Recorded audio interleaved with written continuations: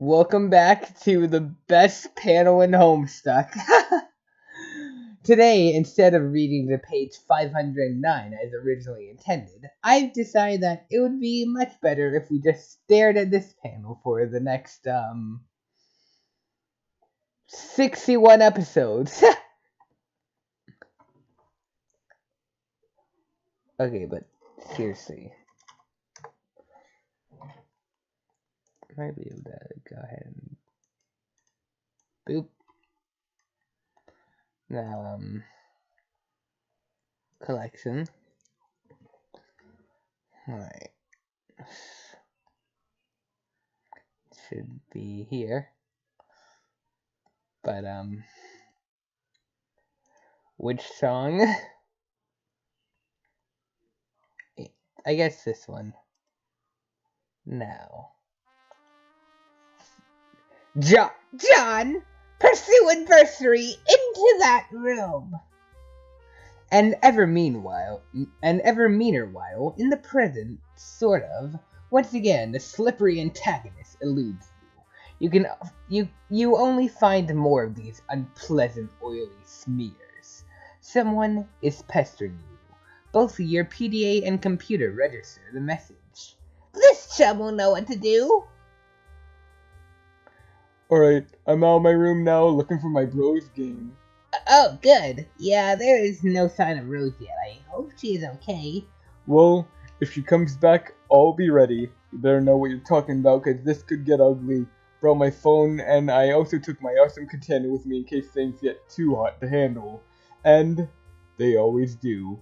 You mean that cheap piece of shit you have on your wall? Fuck you. It's sharp, it's awesome, and it's a sword. End of story.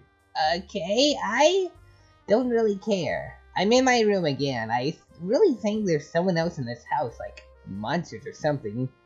Howie? Haha, I wish. Dude, monsters aren't real. That's stupid kid stuff for stupid babies. Maybe. Yeah, you're right. What are you, an idiot? Of course there are monsters in your house. You're in some weird, evil monster dimension. Come on. Skepticism is a crutch of cinematic troglodytes. Like, hey, Mom, Dad, there's a dinosaur or a ghost or whatever in my room. Yeah, right, Junior, go back to bed. Fuck you, Mom and Dad. How many times are we going to watch this trope unfold? It wasn't goddamn funny the first time I saw it. Just once, I'd like to see Dad crap his pants when a kid says there's a vampire in his closet. Oh shit, everyone in the minivan! Be fucking Dad of the Year right there. Okay, stop. What do I do? What do you mean? What do you have? A hammer? Man, so lame. Okay, whatever. You should look into weaponizing your Silodex. My bro is always getting on my case about it, but man, it's not as easy as it sounds. But if you're fighting monsters left and right, you don't have much choice. Okay, I guess I can read up on data structure some more. How's it going there? I'm out in the living room. He's usually here, but I don't see him. Might be playing his mind games. He's always pulling this ninja shit. All I see is a little cow over there, so I guess he can't be far. Oh god, so lame. What?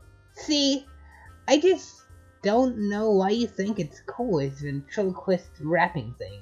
Oh, Lil Cal? No, man. Lil Cal is the shit. That's fine, you're entitled to your opinion. I'm just saying that being a white guy who is a rapper with a ventriloquist doll is not cool by any stretch of the imagination or by definition of word cool, ironic or otherwise. That's all I'm saying. Yeah, bullshit.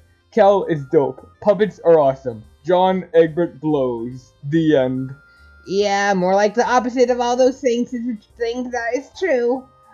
I'm going to read. Good luck with your bro. Read your book. Stay wary of these foes. Monsters. Only retarded babies who poop in their diapers believe in that stuff. Oh look! A monster! S. Rose, you throw right out the front door. Probably, pause. Boop. Won't flash it loud. But yes. It's time to grieve.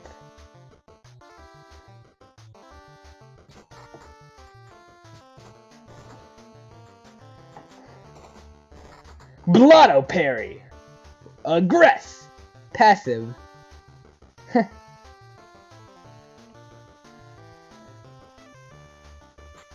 Empty suicide threat. Abjure. Guardian Republic, Erotic Indulgence. A beautiful pony. Abstain. Guardian Republic, Erotic Negligence. Auto Parrier. And that's all. Next. It looks like your mom has satisfied her strife quota for the day. She suddenly returns to her housework. No point in going out the front door anymore. Might as well head out the back like you originally planned. Rose, first, be the pony. Second, trample mom. You can't be the stupid pony, and frankly, you can't imagine why anyone would want to. But you give the pony a begrudging pat on the snout anyway. Her name is Maplehoof. John, turn around! Data structures for assholes! Chapter 7. God damn it! Why do I even bother? The good news, finally your revolting incompetence can be put to use. Instead of accidentally firing a stiletto full of steak knives into a priceless oil painting or your beloved great aunt, you can turn that bubbling fury towards one of your foes, such as the ability to grasp painfully simple concepts. The bad news, I'm tired of explaining myself hoarse, you gibbering fuckwads. In this chapter, I will be phoning it in with the liberal use of diagrams and shitty clip art. What are you going to do about it? You are going to wriggle in your own business of crazes like the worms you are. That's what. Here, learn something for a change. Pretty self-explanatory. Ooh, asshole nose. Purse your lips together to form a stiff pucker. Apply them firmly to my rear end. I now pronounce you man and wife. Now get in the kitchen and make my ass some dinner, bitch! You're trying to read, okay? This book is already unpleasant enough as it is without weird voices in your head nagging you to do things. Besides, I thought we already agreed there's no such thing as monsters. Forward arrow! Fine, you'll interrupt what you're reading and turn around, but you don't see what could possibly be, so oh my god, it's a monster. Alright, if I remember right, there's like a Homestuck trickster mode. There's like a certain thing down here.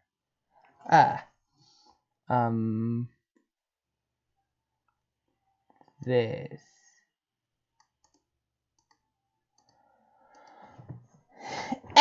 Forward arrow, forward arrow, forward arrow! Oh boy. Control T. Control T. Control. Oh yeah. Wait. Okay, I don't think it's this one. Strife! Don't move it. Wait. No, music's not playing. Strife! Don't move or the buddy gets it! Yes. Agreed. Put the bunny back in the box. Yes. It just does this forever. Rose, exit. You leave through the back door. You leave through the back door. Nearby is a transformer which distributes electricity from the underground generator powered by the river flowing beneath your house. The transformer was struck by lightning though, and it no longer works. You wonder if your mother has any plans to have it fixed. You guess she'd just rather play her mind games in a dark house like a weirdo. You can see the mausoleum and the portable generator across your backyard. You're almost there. Rose, use umbrella. I like how the little W actually sticks to the generator. You regather your items and begin the soggy trick mausoleum word. Get up, John. This is no time for slumber. Strife! Now I should actually do it the intended way. Attack him until, ooh! Oh yeah, I forgot. Okay, restart. Arrow keys to watch it to walk. Alright. Control T. Aha! Oh my. What? Whoa. Okay, so I am Link now. This is that supposed to be like? They remind me of the Happy Mask Salesman, but what is this? Wait. Wait. Oh, I'm normal now. T. I'm gonna keep that in. It's terrible. Oh my. Rose, forget the W and make haste to the mausoleum. Retrieving the W never even crossed your mind. It's just a stupid magnet. S! John! Salvage your weapon and fight on! Strike! Pick it up. Get that up. Weaponizing my Siladex.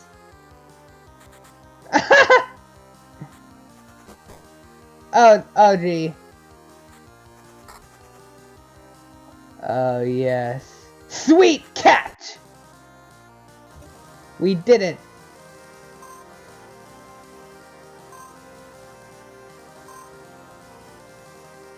What? What?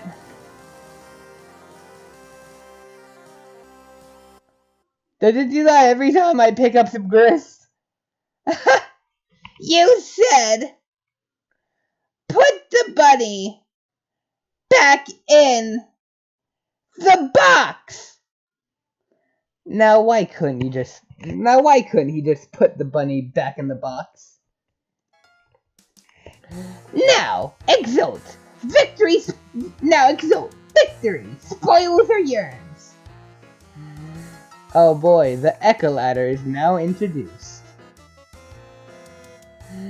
The amazing victory allows you to scale the first 2 achievement rungs on your Echo Ladder. You are now a plucky tot with a new feather in your cap to show for it. The Echo Ladder rewards your bold ascent with 125 boon dollars. You waste little time in storing them in your ceramic pork hollow. Additionally, climbing the rungs has boosted your gel velocity and cachet limits.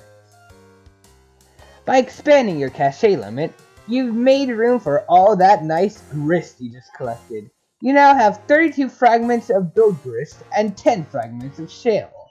That's a lot of kinds of stuff, huh? What's that white block there? The green thing looks the most like a gusher, to be honest. What about that card? It seemed the Shale Imp had allocated the bunny to his Strife Specialist. Sort of a stupid thing to use for a weapon, but you might as well grab it and stick the bunny in your Strife deck while you're at it. It will at the very least be safer there. Okay. Yes. You group the 2 specified in your Strife portfolio. No self-respecting strifer would be caught dead without one. Gather the scattered bits of your large hammer! Oddly enough, it seems breaking the sledgehammer altered the abstratus from hammer kind to handle kind. Even going as far as expelling the head of your smaller hammer from your deck to force compliance. You didn't even notice in the heat of the battle. You grab the sledgehammer handle, expelling the useless Harlequin figurine. Now, repair the hammer! You merge the sledgehammer head with its handle and return it to your Strife deck, repairing the hammer kind abstratus in the process. The smaller hammer handle is ejected from the deck, since, of course, handles of any sort no longer belong there, obviously. Wasn't that the music from Friendsim, like Diamond's Route?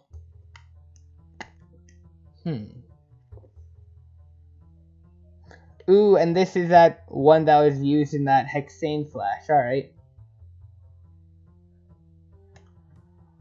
Yes. Fine! Now what?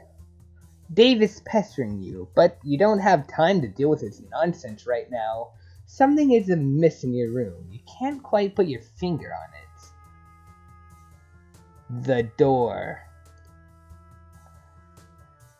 There's oil on the cat mausoleum there. Rose, hurry and activate the generator. Page 413.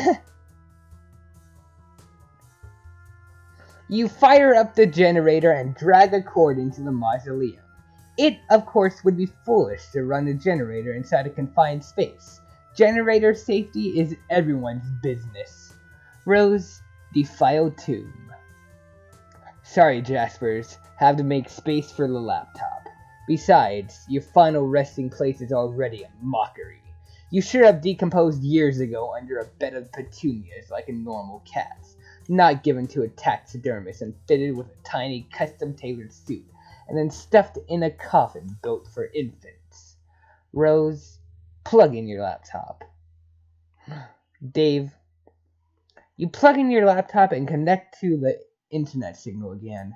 Everything predictably falls out of your Silodex, but you're not about to get bent out of shape about it. You have bigger fish to fry. Looks like Dave noticed you're back online. He pesters you like clockwork. And there's John. What on earth is he up to now? The door, John! Look at the door! You're right. Didn't Rose yank the door off its hinges and prop it on your bed?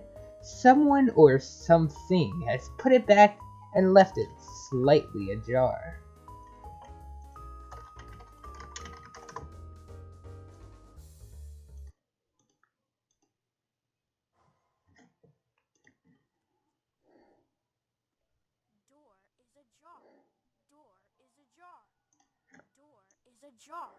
Door is ajar. Door is ajar. Door is ajar. Yes. Door is ajar. Hell yes. Door is ajar.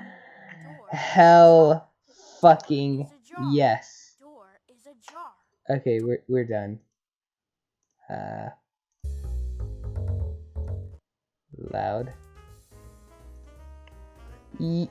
Alright. Incredibly alarming. Investigate. Who? What? This is so outrageous. Grandma Sprite. Music is kind of creepy though. But, nah.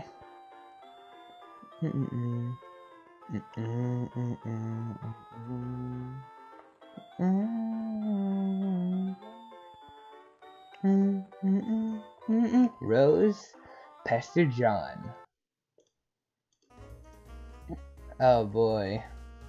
Oh, Wait. Oh. oh, there you are. John said your house was burning down. Are you on fire yet or what? No. For now, I've retired to the safety of a smaller building which is much closer to the first fire threatening my residence. Oh well, that's a relief. John told me to get the game to help you get out of there, so I'm working on that now. Working on it? Yeah, my bro's copy, long story. Hey, don't tell John this, but I think he might have been right about the puppets. They're sort of starting to freak me out a little. You're referring to your brother's collection? I mean, don't get me wrong, I think it's cool and all, the semi-ironic puppet thing or whatever, or semi-ironic? Man, I don't even know. I'm just starting to think some of the shit is going a little far and it's kind of fucked up. I've seen his websites. I like them. Haha, well, you would. Oh man, I wish the little cow wouldn't look at me like that with those dead eyes. Jesus. Sometimes I dream that he's real and he's talking to me and I wake up in a cold sweat and basically flip the fuck out. Interesting. Oh god, why did I just tell you my dream? You're going to have a field day with that. I am currently scrawling notes furiously into one of the many psychoanalysis journals I maintain for you. Published papers forthcoming. because, it's not like either of us have anything better to do at the moment than to evaluate each other's radically debilitating pathologies. Yeah, I'm gonna get moving. Oh, have you heard from John? He's not answering me. He won't answer me either, but I am watching him. I suspect he is preoccupied with the fact that he just had a bucket of water dumped down his head by the ghost of his dead grandmother, who also happens to be dressed like a clown. Alright, I'm out. Later. Interrogate this mad woman. Nana? Yes, dear? Wow, you scared the living daylights out of me. Well, I guess it was a really great prank. Good one, Nana. Anyway, are you really my dead Nana? Of course, John. I have come back to help you on your journey through the medium and beyond. I am delighted to see what a fine young man you have turned out to be, just like your father. Okay, I guess I will take your word for it. I don't remember you at all. My dad said I was really young when he died. Hey, speaking of which, do you know where he is? I looked everywhere for him. Uh-huh. Your father was kidnapped! Oh no! When he crossed over to the medium, he was apprehended by the very forces of darkness which your presence here has awakened. What? Okay, so what is this medium you're talking about? It is where we are now, a realm that is a ring of pure void, dividing light and darkness. It turns in the thick of the insifosphere, a place untouched by the flow of time in your universe. You mean because we are inside a computer or in the game software or something? A computer? Why, what is that, dear? Some newfangled contraption like the horseless Autobox car? Well, it's like this machine that, of course I know what a computer is, John. I was just pulling your leg. Oh, okay. No, John, you're not inside a computer or software or anything like that. Try not to be so linear, dear. That the software that brought you here was merely a mechanism that served as a gateway.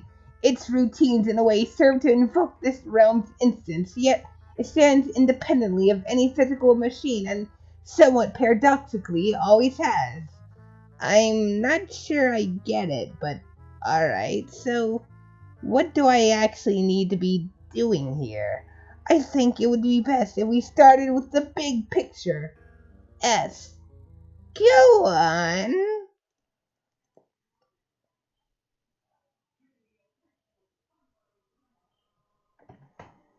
Oh gee, that lag. Heck.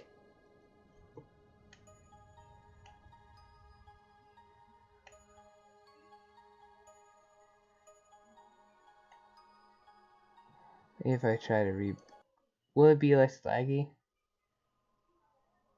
Not really. But this thing, well, I guess I don't need to say what it is. Because it seems like Nana's gonna say it for me. Above the medium, beyond the seven gates, residing at the core of the insifosphere, is a place known as Skya. Legend holds that Skya exists as a dormant crucible of unlimited creative potential. What does this mean, you ask? I'm afraid my lips are sealed about that, dear. But needless to say, where a realm of such profound importance is concerned, forces of light will forever be charged with its defense, while forces of darkness will just as persistently covet its destruction.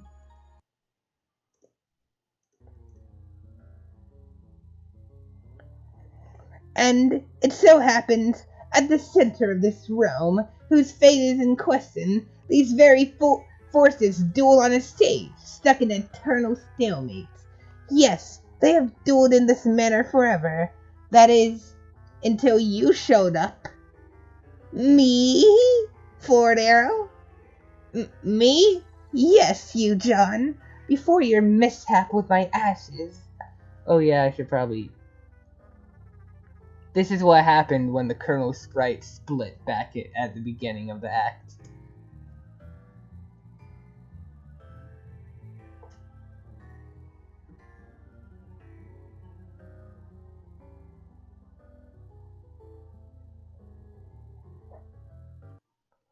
Yes, you, John. Before your mishap with my ashes, you may recall the sprite's previous incarnation.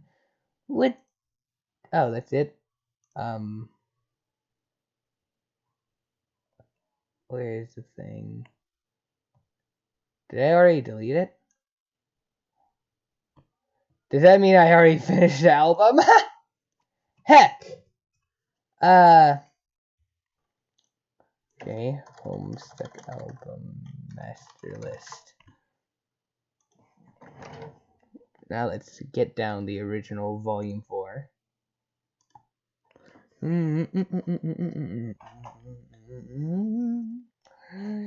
You see, this hatching occurs automatically in response to your arrival. The result is a pair of kernels, one dark, one light, each carrying the information they were prototyped with before the hatch. One goes up to a kingdom entrenched in darkness. Oh, no, one goes down to a kingdom entrenched in darkness, the other up to a kingdom basking in light.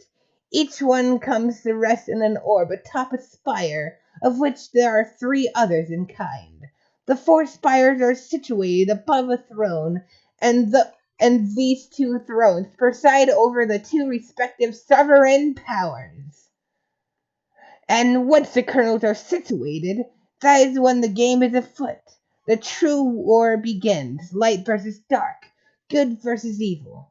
This is a war that the forces of light are always destined to lose, without exception.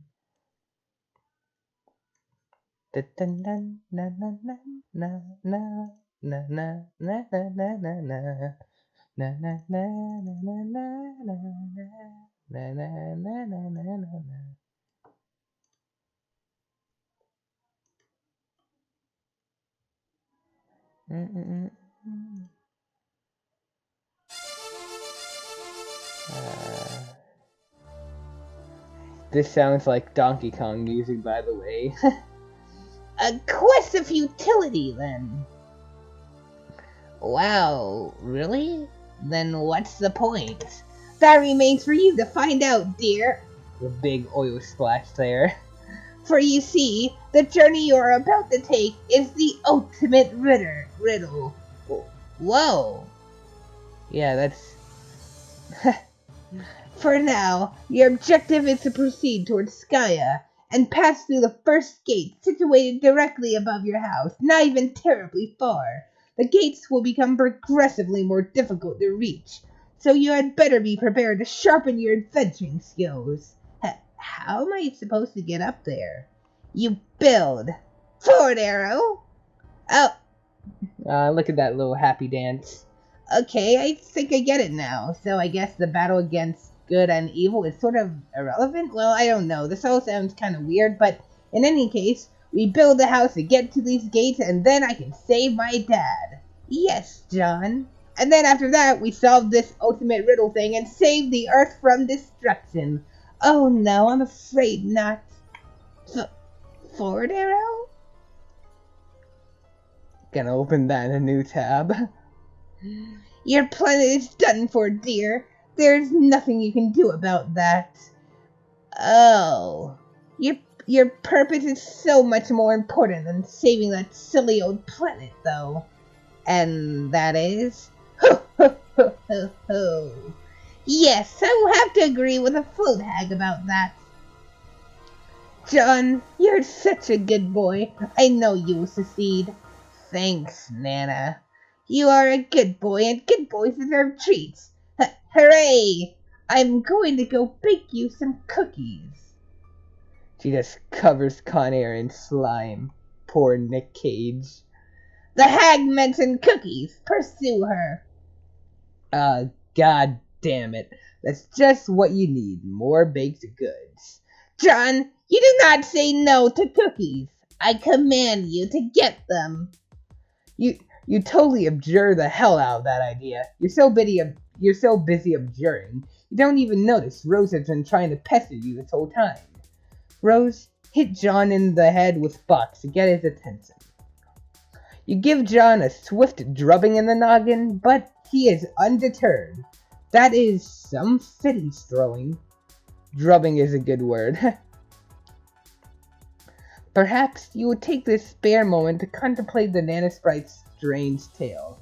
It may also behoove you to record your thoughts on these developments in your GameFAQs walkthrough/journal. It can be hard finding time to update it.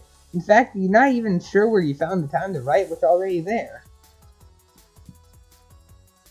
Oh no. Oh, is that so, Jaspers? And just who do you think you're looking at with that smug grin? The last thing you need is sass from a dead cat. It's pretty much all his fault you're in this mess in the first place, so he can just butt in it. John, cookies! Now! You refuse outright. This impudence is insufferable! Go get the cookies! Well, when you put it so politely, how can John decline? John, you are stupid! You really need to work on your manners. Stupid, stupid, dumb! That's not a command, it's nothing. It's stupid. You're stupid. For the last time I command you to get the cookies, boy.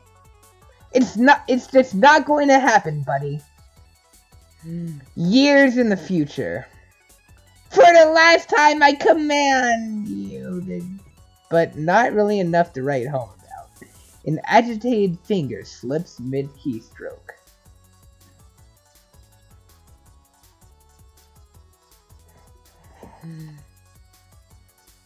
Beans and mustard.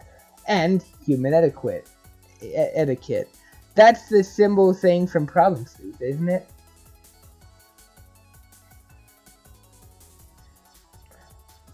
Next. Alright, before we read all that, I'm gonna get a drink. Heck. And now, we go for the most underrated part of the first 4 acts. Again. Continue music. B100. The long, the short, the medium too. I may have been a bit hasty in advising you not to bother with the prototyping process. If I spared any detail, it was only to optimize your chances of survival. And if you find yourself begrudging the absence of certain instructions, which if followed would have resulted in your demise, then I guess that makes 2 of us. Otherwise, you're welcome. But the fact appears to be that prototyping the kernel sprite before making your getaway may offer the only opportunity to exercise control over your new environment, a place known as the medium.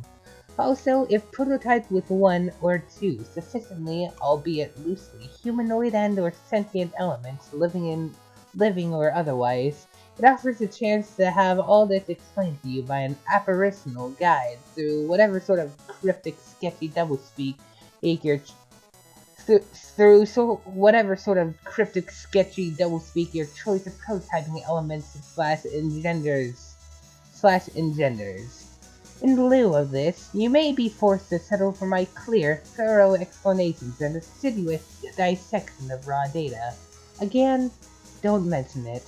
If you have already made it to the medium with an unmolested vanilla sprite, well, I've already covered the bad news about this missed opportunity, and I will go into this further soon, though to what extent this actually is bad news, I'm not sure.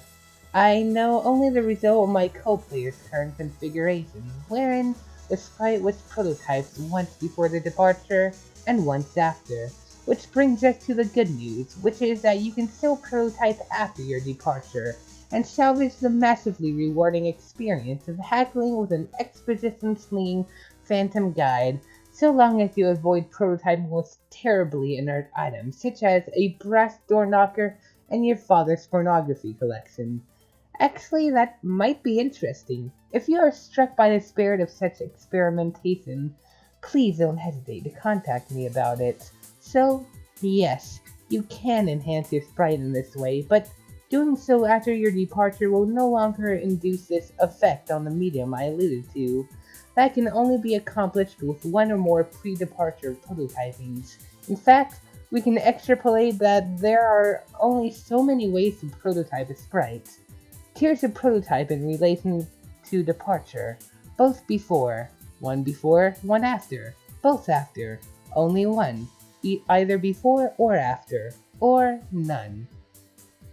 Those occurring before will affect the medium through the kernel's hatching process and your guide, i.e. the sprite.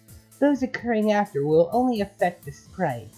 The effects this process has on the medium, or more globally, the insivosphere, are still vague to me.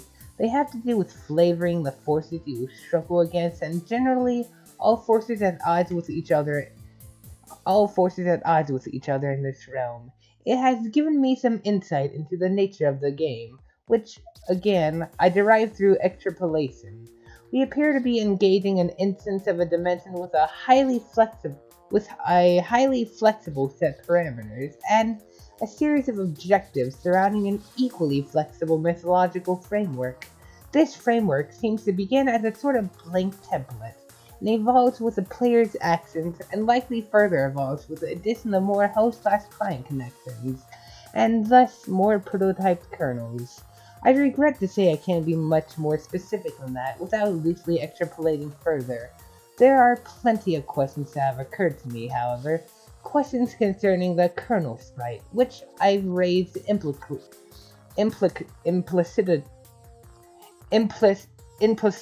already, such as, what is the effect of an unprototyped kernel on the medium, or a doubly prototyped kernel for that matter, and even more salient are questions about this dimension itself. Do all players worldwide make it to this dimension if they successfully complete their departure, or is a unique blank instance of the dimension created for each new player? I have no evidence, but instinct tells me it is closer to the latter situation. There is no indication of any other players present in this realm. Alterations in the realm seem singularly centered on the actions of my co-player and myself. If I had to stake anything on it, I would guess every separate client/player pair activates its own fresh copy of an insivosphere, or a unique session if you will, but the quantity of players is a further complication which invites more questions. It seems the game was designed to suit two players most naturally, the server and the client, but through a mishap, my co-player and I have slipped out of the obvious tandem arrangement, and the only logical course of action to continue playing is to string a daisy chain of server/client connections together until presumably the chain is complete. Theoretically, we could complete this chain with only one other player functioning as a server to my client, and a client to my current co-player's server, assuming he can recover it. The strange thing is, though, in our instance of this dimension, there are 4 receptacles for divided kernels, not 3. Does this mean we are destined to have a 4-player chain? How could this game know such a thing? Perhaps it does, and if this proves to be the case, I trust I will be sufficiently numb to the realization. I can consider nothing about this game surprising at this point, and in the fact from the first moments of play, it managed to deviate so far from my expectations that I completely forgot what my original purpose was. I had chances to test some information I obtained on good authority during the prototyping phases, but it completely slipped my mind. Instead, the game's catacombs securing the dark twisting paths of necromancy were blundered into rather on accident. But perhaps you don't need to know any of this. Rethink organization, lead may be waist deep Lagor-sec sludge trimmed down, bleh. She's not finished with us yet, jeez, cut her some slack. Maybe you could go bug someone somewhere else for a while. Or at the very least, someone else. Months in the past, but not many. It's snowing. Oh.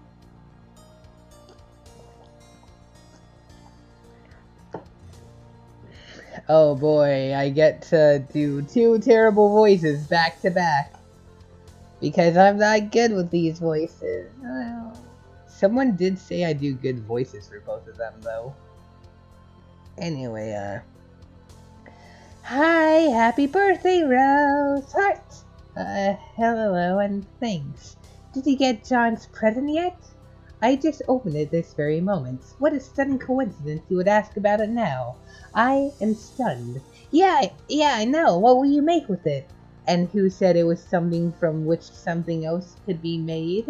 Well, John did tell me what it was, duh. I suppose I'll take a stab at learning the craft. It's the least I can do in response to the subtle dig concealed in his gesture. He often tells me I need a new hobby when I make perfectly reasonable analytical remarks. Oh, but Rose, I don't think he meant anything like that by it. You see, not everyone always means the opposite of what they say the way you and Dave always do. Maybe. His birthday is in a few months, isn't it? Yep. I finally finished a present for him. I've been working on it for years. Years? It's so hard to tell when you're joking or if you're even capable of it. I just mailed it too, so it is sure to get there on time. Mail takes a while to get anywhere from here. I'll probably craft something with strong sentimental value. That should burn him. I don't think you really mean that.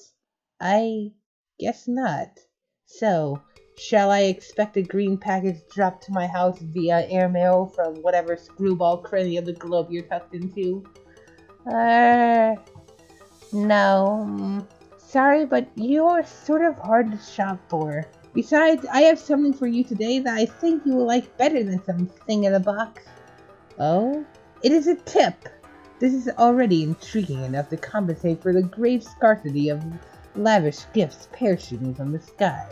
Please, go on. Did you have a pet a long time ago that died? Yes. Okay, well, how did you feel about your cat? Did you love him a lot? Okay, well, I didn't mention there was a cat, or that it was a male.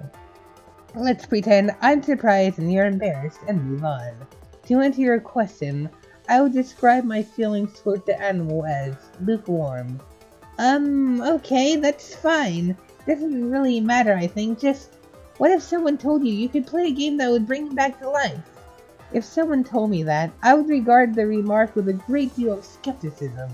If that someone was you, on the other hand, then I would have to ask preemptively, is that someone you?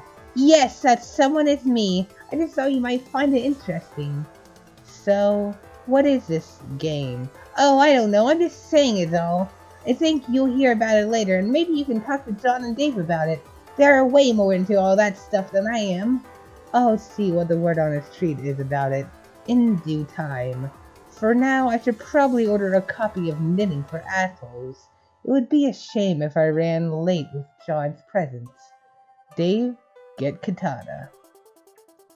You caps log your Wait.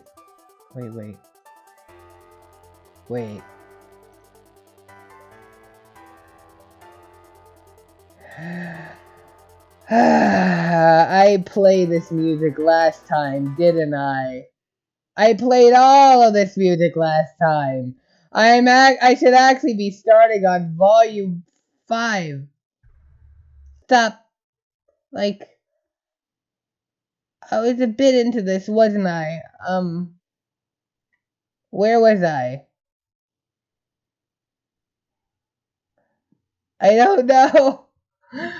Let's just say I'm here. Because I remember hearing this last time. And I don't remember hearing any of the other stuff. I might have heard Sun's. I don't know. We'll just leave it here. Dave, get katana. You caps log your katana. 2 plus 1 plus 2 plus 1 plus 2 plus 1 equals 9. Divided by 10 equals 9.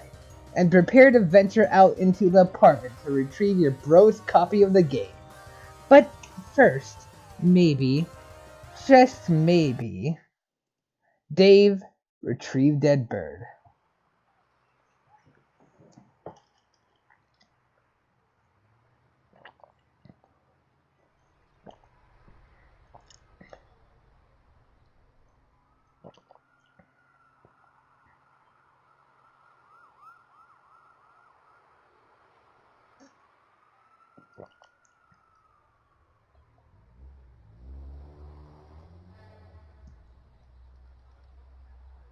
And now, something that a lot of these little S pages usually don't have, like, I think this is the only one that has it.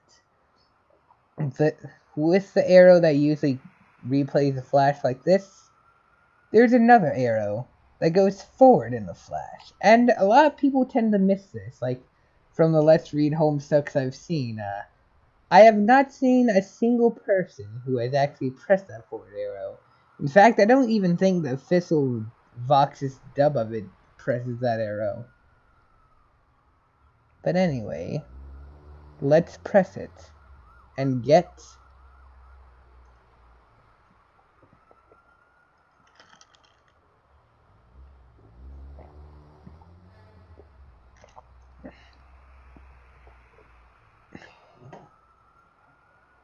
It looks like he has a frickin' double chin with the whole lighting here. It's awkward, but it still does look cool. Dude, that bird is long gone. It probably won't last long in this heat anyway. You don't even know what's up with this sick heat. The sun threatens to set but won't step off. It's staring you down like the big red eye of a hot needle skipping on a groove it's tracing round the earth. While lingering in midair, its heat seems to suspend time itself, stretching it like warped vinyl. It's meant to rain this season, but there ain't been a drop in sight. Even a little drizzle would help. Might help to fizzle the shizzle like a little bizzle and set the record straight on this global turn tizzle. So don't change the dizzle, turn it up a little. Got a living room full of fine dime brizzles, waiting on the pizzle, the dizzle, and the shizzle. G's to the bizak mouth, laid to a gizzo. Well, when the pimp's in the crib, ma, drop it like it's hot, drop it like it's hot, drop it like it's hot. English romantic poet, John Keats. Dave, exit your room and go to the living room. Oh boy. What is that puppet thing, actually? Sorry, little dude. Coming through. Gotta put you down for a bit. You figure you've left him hanging long enough. Dave hastily entered the room with wild abandon. You barge in and see a familiar face. A friendly face. You stand in the living room. Your bro spends most of his days in here. At night, he crashes on the futon over there. You don't see him anywhere, though. There's the puppet chest he stores little Cal in when he takes him out on gigs. But when he's home, he usually leaves Cal on display somewhere. And with good reason, because Cal is totally sweet. So sweet. Man. Dave, pity the fool. It's your brother's Mr. T puppet. Oh, Game Bro in the background. And then puppet ass. Do not forget the puppet ass. It's your brother's Mr. T puppet, which of course is kept in the apartment with the sense of profound humorous irony. But, as usual with your bro's exploits, this is no ordinary irony, or anything close to pedestrian Tier 1 ironic gesture, which is a meager single step removed from sincerity. This is like 10 levels of irony removed from the original joke. It might have been funny like 8 years ago to joke about Mr. T and how he was sort of lame, but that was the very thing that made him awesome and badass, and that his awesomeness was also sort of the joke. But, in this case, the joke is the joke, and that degree of irony itself is also the joke, and so on. Only highly adept satirical ninjas like you and your bro can appreciate stuff like this. It's cool taking stuff that other people is funny, but really isn't, and making it funny again by adding subtle strata of irony, which are utterly undetectable to the untrained eye. Also, for good measure, Mr. T is wearing a leather thong and handcuffed to a pantsless Chuck Norris puppet. God, you hope you can be as good as your bro at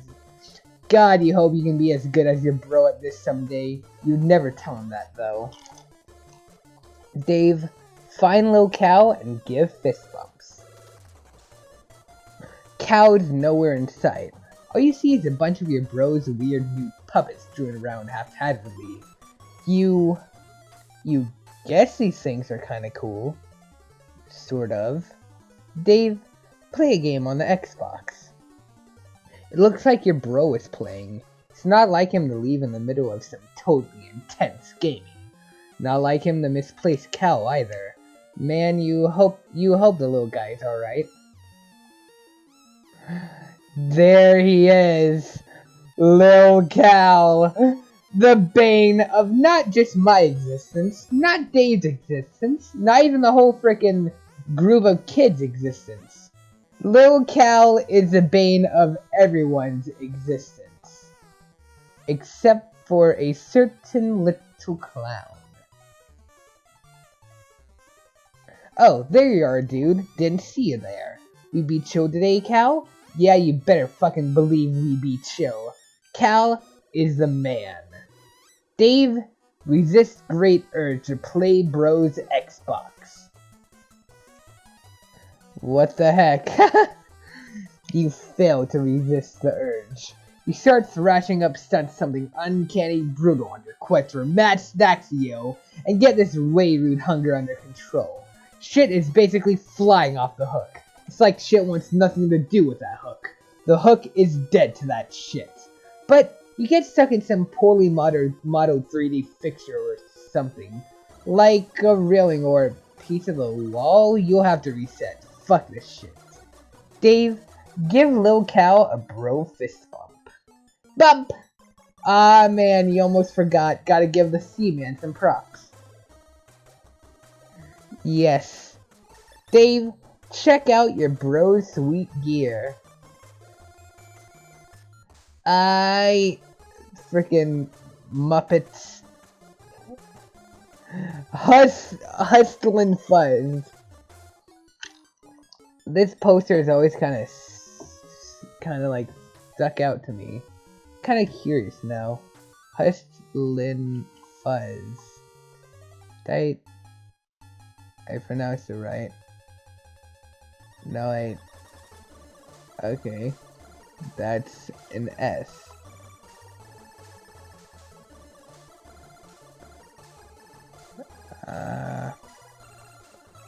What is that?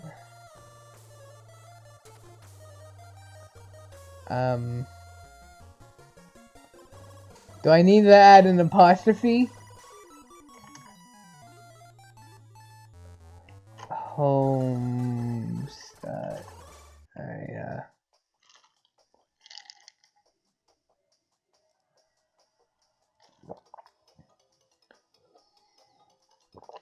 Oh. Hot fuzz.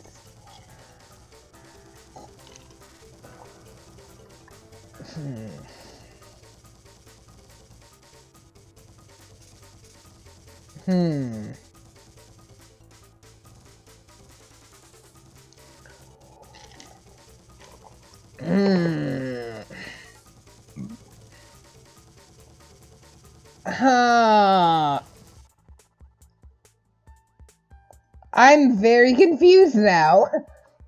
Your bro has so much sweet gear, it's hard to keep up with it all sometimes. Here's his computer setup. He's usually got a lot of stuff cooking on here at any given moment. Since he's not around, you might as well sneak a peek. Dave, look at your brother's computer. Your bro's computer is password protected, of course, to protect all the incredible top secret shit he's got on the burners. Of course you know what the password is, and he knows you know it. And you're both cool with that because the password is the most awesome thing it can be. The password is Lil Cal, no spaces. You entered the password. On the desktop is a hodgepodge of unnamed folders to store all the stuff he's working on. No one can decipher his organization system but him. He also tends to use the application Complete Bullshit to keep up with the ludicrous amount of websites and news feeds he monitors to stay hip to the scene. Dave, open Complete Bullshit. Oh boy. This is Complete Bullshit. The content aggregator. Dave, check if Sweet Bro and Lalondw has a sweet update. Your bro keeps up with your bro keeps up with your projects in his aggregator, just like you keep up with his. He's tuned into your various blogs, and of course, Sweet Bro and Lalondw. You navigate to the latest comic in one of the many bullshit feed bands. What is the latest comic? Sweet Bro and Lalondw. Wow! I got a ticket for the big game.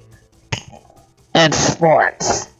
Dog, I am so jealous. You know I love the big game. Oh yeah. And there he goes. The big man has the rock.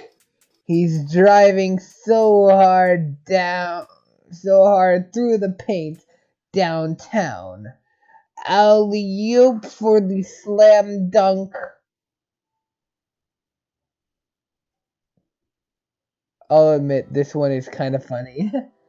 But not as funny as like the two only good ones. Like, might as well show them off. There's oh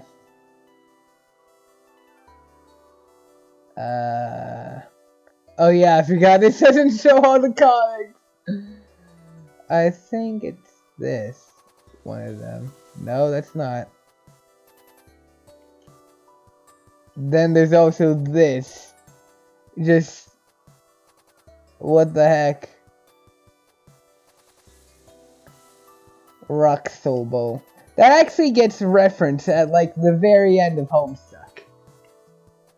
Like, we're talking about Act 6, Act 6, Intermission 5. That's how late we're talking here. Dave moused over the orange stripe containing plush rump. Puppet! Oh, the puppet! No. These frickin' things. Another one of your bro's many ironic websites. The difference here is he rakes in thousands of dollars a month through this enterprise. Smuppets are a multi-billion-dollar a year enterprise, and it's awfully hard to resist taking a firm squeeze from the plump udder of that cash cow. Frickin' free tour, and then these things. This monkey. I hate it. I hate it so much.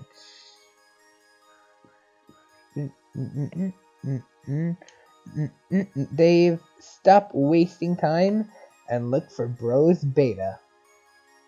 You guess you've messed around on his computer long enough.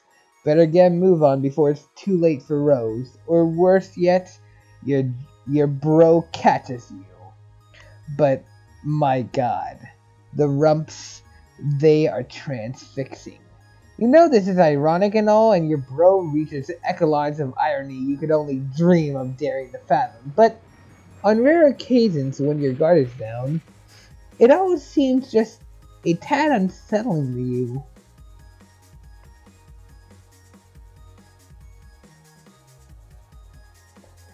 Oh boy. Oh, hey. Hey there, Cal. Dave, give Low Cal a nervous fist bump.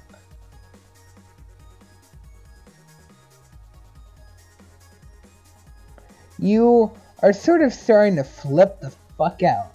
Without losing your cool, of course. Dave, pester John to ease your nerves. You get Egbert on the line again to give him the lowdown on your progress. You feel it's important to keep the wires hot. But he's not answering. You wonder what that guy is up to. Hey, what is up? What happened with the monster that's totally definitely in your room? Did you kill it? Where are you, man? Anyway, things are cool here. Totally cool. Puppets are still awesome. No problems with them or anything. Just like, really, really awesome. Looks like Rose is finally logged in again. Didn't John say your house is burning down? We wonder if she's on fire yet or what. Dave, pester Rose. And now, we have a frickin'... Wait, did we? I think we read this. But I'm not sure. No, don't zoom in. Don't zoom out. That just makes it really hard to read. But let's just...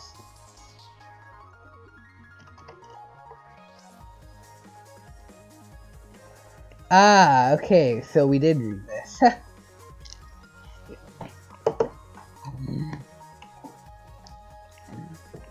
So here, we have a conversation we already read. Seconds in the future, but not many. We have officially caught up with the present. John, what are you doing? Snap out of it. We have to discuss what your grandmother told you, don't we think? Fine, enjoy your stupor. I'll go about my business elsewhere. Rose, deploy the Punch Design X. John, whenever you see this, you should know I put the shell you collected to use and finally deployed the Punch Design X. It is in your study. I can only drop it though. You'll have to be the one to mess around with it to see what it does. When you're finished with your weird histrionics, maybe you could give it a try? I'm updating my walkthrough and it would help to know what it does. Oh boy. Also, I should probably warn you that your house and yard are completely infested with monsters now. Try to be careful. So I can see. Stupid lousy imps, they're mucking up all my cool stuff. Oh, there you are. Oh, yeah, sorry, I'm not sure what came over me. I was acting really crazy for some reason, but my head feels like it's clearing up. I think I'm alright now. John, rebuild the claw hammer and return it to Specibus. You are getting way better at this sort of thing. I mean, yeah. John, confront Pogo Ride to prepare yourself for Nana. Thank God your sanity has returned so you can entertain extremely rational, coherent thoughts like this one. You examine the Pogo Ride from the bathroom window. You do not like what you see. We have little controls, giddy up, and arrow keys. I'm probably going to fail miserably because I cannot do good at this minigame ever. Oh, hey, I'm doing it. Damn, son, nice, fucking believable. Oh no, this is shit bananas. No, he didn't. Oh snap, awesome combo. Pretty alright. What? Come on. Oh god. Whoa! Whatever that big purple text said.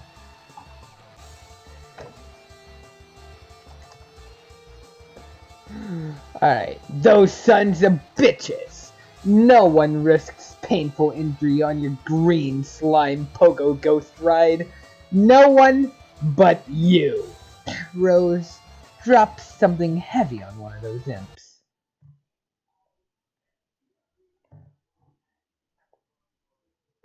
Die.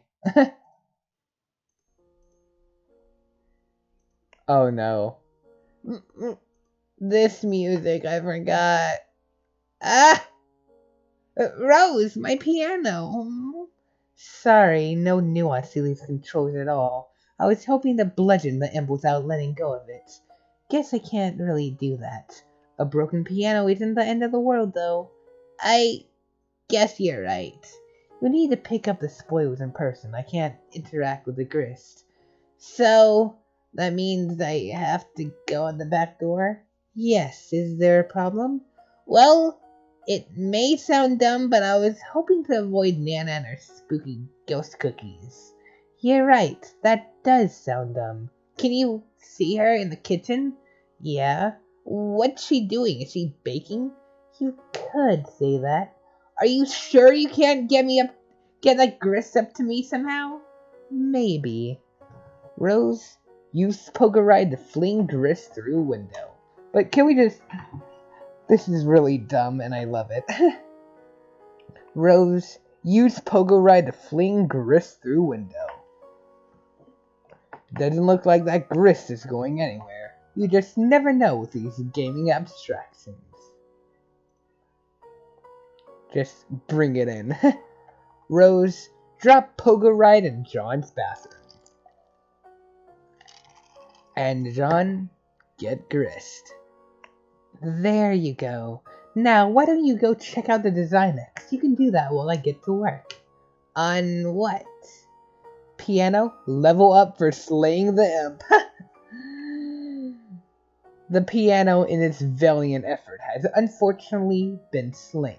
But if it hadn't, it would have raked in so many boondollars. You have no idea. So many. We're about to get to a really cool concept, although it might have to wait until next episode. Rose, it's time to build. Up you go, John. Nana said to build, so that's what I'm doing. Oh, yeah, okay. But this sure is going to take a lot of grist. Looks like you're going to be busy, John. Well, what are you building? Stairs. They are fairly expensive, actually. Ah, man. I could have warned you about stairs, Rose. Oh, there they go. I'll try recouping some of the grist from the catwalk I built earlier. It keeps happening! Ah, good. Looks like I can get a refund for earlier allocations. I told you, Rose! I told you about stairs! Okay, consider me fully briefed on the matter of stairs. Now, if you don't mind, it's hard enough to concentrate on this without immersing ourselves in Strider's non sequitur. She's acting like she doesn't find it funny, but look at that.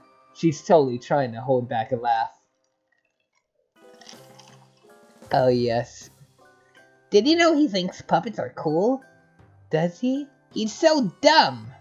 Rose, use build grist to construct observation tower on roof. Yes. Okay, you obviously don't have enough grist for something like that in business, but you can get started with something of a foundation for upwards construction at least. Kinda curious now, No, we don't have anything else. For a while at least.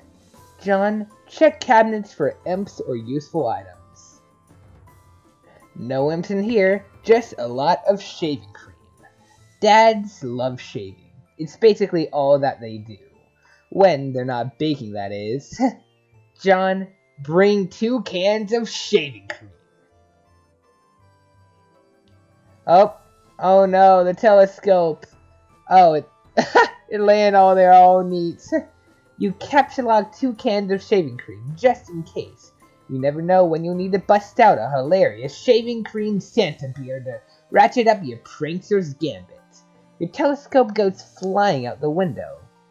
John, ride Pogo Ride. Wasn't this one of the Friendsome themes too? Who was it for?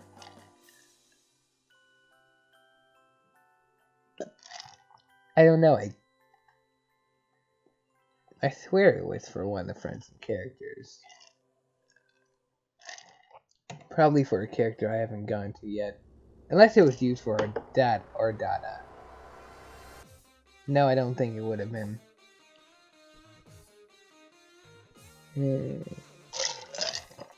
Oh well. John, ride Pogo Ride. It's a little cramped in here for any sort of proper reckless pogoing. You'll just grab it and hang on to it until the right moment presents itself. The towel floats back down to the rack. The circle of stupidity is complete. Rose, check up on Nanaquin, see what's cooking. Oh no. Don't burn the cookie.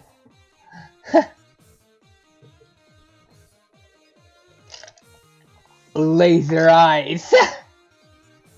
Nana is freaking. You do not mess with Nana, okay? John, make your way to the study. Oh no. Clown.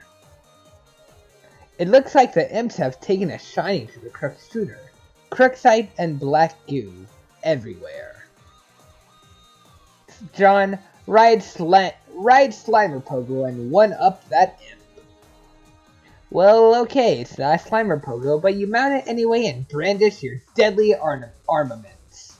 John, ride your steed to victory. Yes.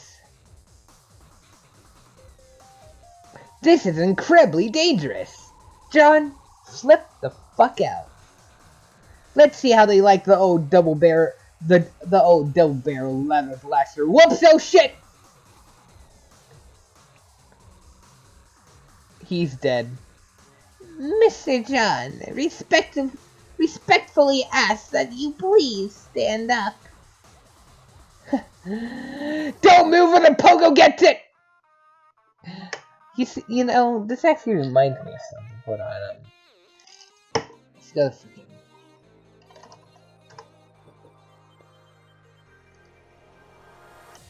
Let's go to freaking adventures.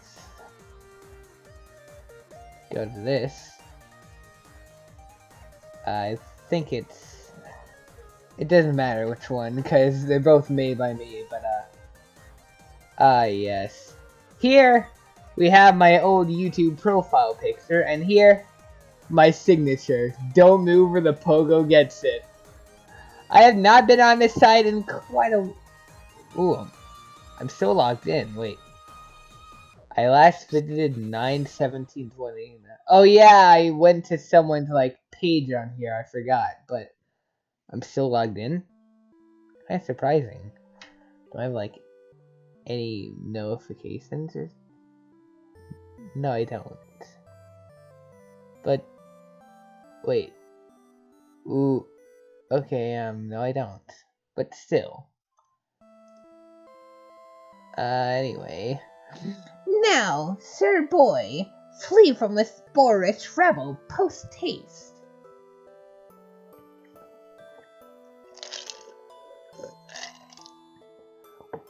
Nice abscond, dude!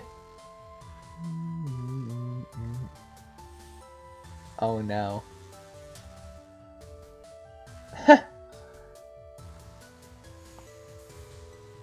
Oh yes. Refrigerator, level up for slaying the imp. The refrigerator skyrockets up the extra ladder to a new rung. 5-star General Electric and earns 285 boon dollars. Things are really looking up for this feisty appliance. Well done, John. Polite congratulations. For some reason, you feel a sense of positive reinforcement. Wherever that feeling is coming from, it sure is a welcome change from your erratic moves earlier. Now, my civil fellow, I have a well-mannered query to ask. I blocked the entrance to the study to give you some space to work with the Design X. John, Imp's behind you. Should I take care of it? You trapped your PDA again, didn't you? Why did you have to pick up all that stupid shaving cream? So pointless. Rose, drop something heavy on one of those imps. A new capsule card, huh? Dun dun dun dun dun dun dun dun. John, might I bother you for a can opener? Oblivious to the commotion behind you, suddenly you find yourself pondering the whereabouts of a can opener. You think there's probably one in the kitchen, but the path is blocked by your refrigerator. John is completely unresponsive. What the hell is that nincompoop doing? Years in the future. But let's not get totally carried away here. A studious eye darts about a page like a honeybee gathering the nectar of wisdom. A typical human. Please, thank you. You are welcome. Good day. How do you do? Splendid, and you? Gratification. Further courtesy. Favor is mutually curried. Just rips a page out, and he eats it. Elixir known as tea. Absurd veget's fourth digit is cantilverd. Everyone is polite. Just vor the book.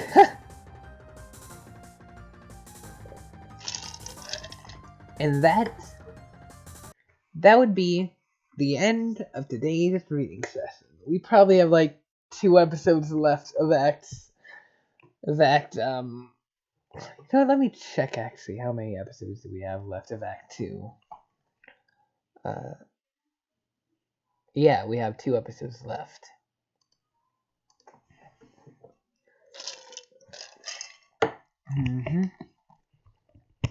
Then it'll just get more and more complicated. But, as always, thank you for watching. How long is this video? Definitely shorter than the previous one. But, guess I'm done. Thanks for watching, and, don't forget that I'm on Trial for War of Volume 5. Good night!